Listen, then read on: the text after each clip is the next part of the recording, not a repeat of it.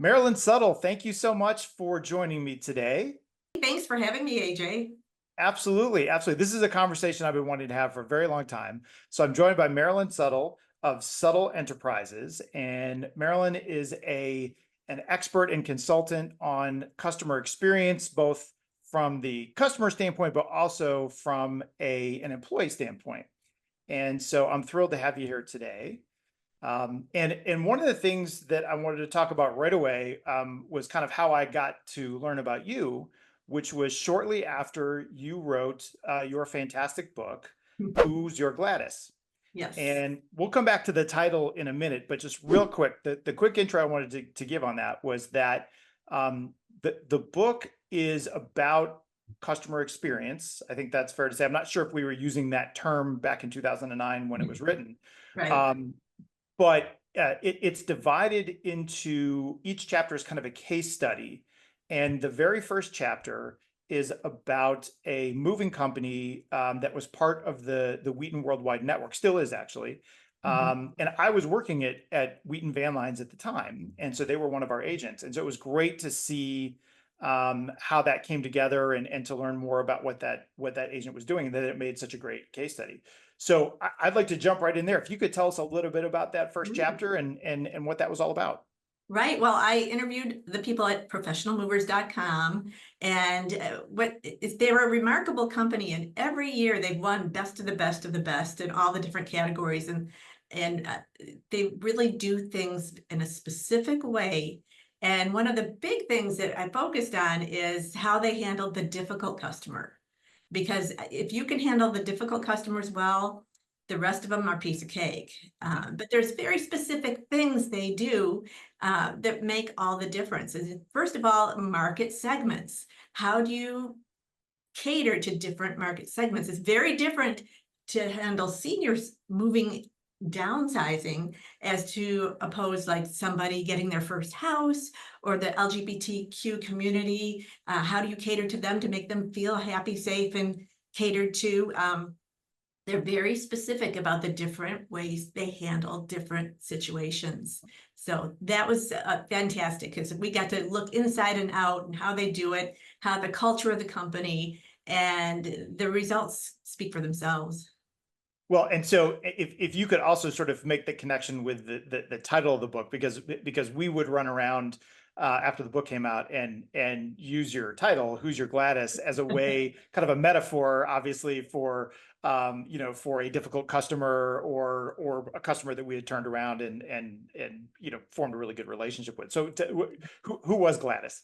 So Gladys is the difficult customer that pushes your buttons. She's not the one you want to fire because there are customers you don't want to have as your customers because they cost money, they hurt your reputation, they want you to do things unethical. I'm not talking about those people. We're talking about the people that take a little something extra. And for everybody, it's different. So for you, it might be the one that asks a million questions and asks the same thing over and over again, and they talk, and it's like, come on already. And for Right. some, it's the cold, austere, critical one, or the one who's just constantly complaining. For each type, we do this little turnaround. So maybe the cold customer is somebody who takes a longer to establish trust. People's heart closed to the cold person, but people's heart open to the person who requires a little extra to establish trust. Mhm. So training your team to recognize and translate difficult behavior into an opportunity to connect. That's what Gladys is all about. Because once you make Gladys happy, she becomes this big vocal source of just telling Yeah, everybody. let's talk about the business climate for quote unquote difficult customers. I think one Mhm. of the things that we've noticed, or certainly I've noticed in our industry, in the moving and storage industry, is that, and it could just be my imagination, but I feel like there's been kind of a shift since COVID happened, where the level of vitriol, difficulty, demanding, sort of in an unreasonable, or what would appear to be an unreasonable fashion, Mhm. has really increased over that period of time. And if you look at the dates, I mean, it seems fairly pronounced, even when you're less busy. You expect that kind of thing, I think, when the industry's going crazy and there's a lack of capacity and everybody's tearing their hair out. But even when it's slow, you seem to get that from customers now. What's going on? Am I imagining that, or Yeah. is there, how does that happen? Absolutely, it's happening. And COVID created this intense sense of uncertainty. And human beings, when they're uncertain, it doesn't bring out the best in us, right? It brings out fear, anxiety, stress. And then on top of that, we've got social media where people are just, really sharing, and not always the good stuff. So anxiety levels rise. And I think the youngest generation, their life experience is very different than, let's say, midlife people or people older generations, because they grew up with this crazy uncertainty. They weren't in school for a while there because they were homeschooled and everything was changing. So if you look at the different segments, there's everything changed, right? All of a sudden now you can order online, have your groceries delivered to you. Everything changed, and companies were catering, trying to keep business alive in any way they could. So now customers have gotten used to the idea that, okay, I want it to be easy. I want it to be fast. I want it to be, I want to be treated well, and sometimes unreasonably so. Yeah. Yes. And so if you look at the different generations, they're all in a different category of life. Somebody's downsizing, anxiety, because now they're giving up their years of life. If somebody's moving into a new house, anxiety, can I afford this? Will I lose my job? There's so much uncertainty. So I truly believe that the core is anxiety, that there's this undercurrent of discomfort, which is causing customers to be a little more difficult. You can make a lot of mistakes, I feel like, if and be forgiven for them if the communication around what you're doing is, as you say, thorough and I guess empathetic, sympathetic, all of those kinds of things. You can put a lot of sort of goodwill in the bank if you do a good job communicating about it. Absolutely. And not if, when things go wrong, because they will, soothing yourself while they vent. I think of when customers are angry and yelling and upset, we want to just make it stop. So we want to jump in and stop and say, okay, I'll take care of it. No, you got to let the bad out for the good to flow in. So think of it like you turn on the shower in the morning and cold, prickly water comes out. But if you let it run, the warm water comes. Same thing with people. Let the cold, prickly things they have to say come out, listen, hear what they're saying, acknowledge what they're saying. And then once they feel fully heard, then they'll be more willing to listen to your solution. But if you jump in with the solution too quick, they're still angry. So that's a skill set. That's a really interesting point. Yeah, I hadn't thought of it that way. That the venting process is, I guess, sort of equally as important as providing the solution. I think a lot of times, to your point, we think, well, okay, stop, I got it. We're going to fix it, but they're not done yet.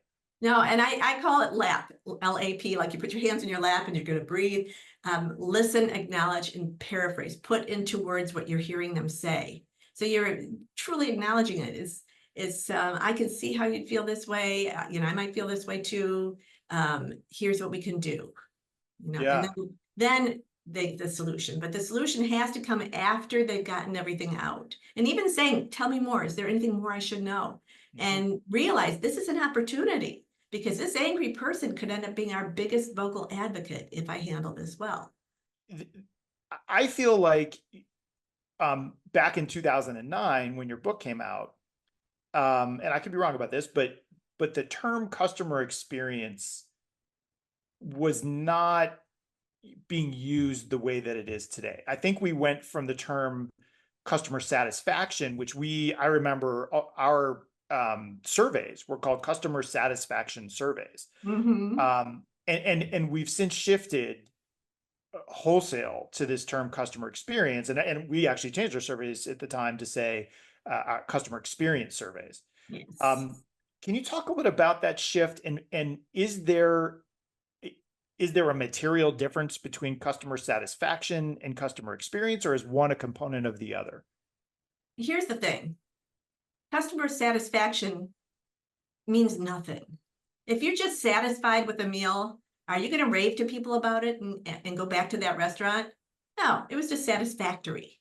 When we say it's satisfied, customers, we were talking about expectations. Satisfied is just the bare minimum. Mhm.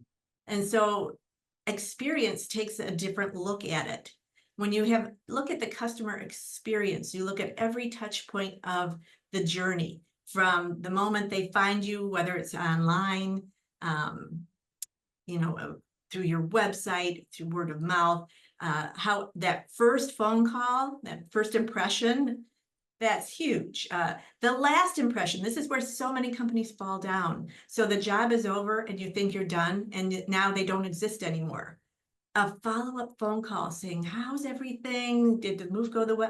That little extra at the end, that's an experience that make people feel like, oh, I mattered after the sale conversation. Huge.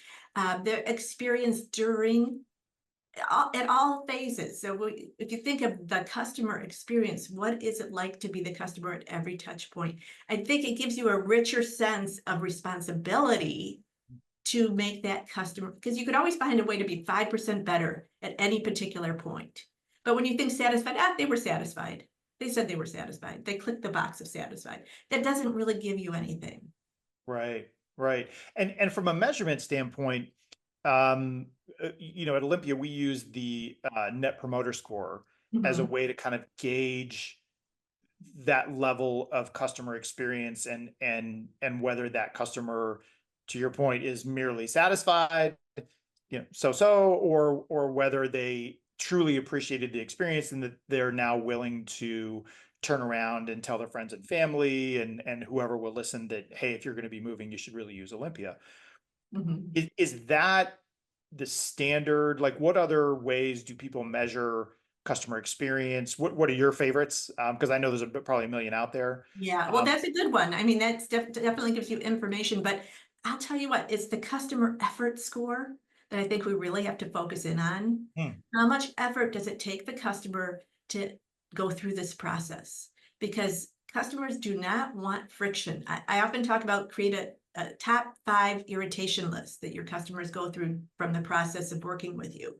What's their top 5 irritations? And what are the friction points? Because that effort, if it takes too much effort, people don't have time, they don't have energy, they don't want that. They don't want effort anymore. They want it to be quick. We're in a time where you can just click on your cell phone and something's to be delivered that day, the same day to your house. No effort. So we are in this new phase of technology, and with AI, my gosh, it just now your refrigerator will tell the manufacturer that something's about to happen and they send you your filter before you even know you need it, so what can you do to lower that effort on their part? So, well, Marilyn, I really appreciate your time today. It's been an absolute pleasure talking with you, and I am going to make sure that everybody in the company, if nothing else, reads that first chapter of the book, but hopefully the whole thing. So we really appreciate your being here. oh, great. And you're doing great things with your company. And I'm glad to be here. Thanks.